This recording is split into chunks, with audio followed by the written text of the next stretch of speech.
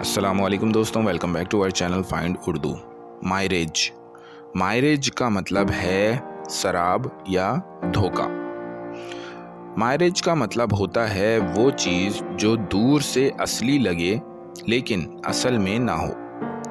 ये अक्सर डेजर्ट में पानी का धोखा लगता है जबकि वो सिर्फ रोशनी का असर होता है। मेटाफोरिकली किसी ख्वाब या उम्मीद को भी मायरेज कहा जाता है जो सच ना हो। The success he imagined was just a mirage. जो कामयाबी उसने सोची थी वो सिर्फ एक धोखा था। तो दोस्तों, मायरेज का मतलब है शराब या धोखा जो असली ना हो। उम्मीद है अब आपको मायरेज का मतलब समझ में आ गया होगा। मिलते हैं नेक्स्ट वीडियो में। शुक्रिया।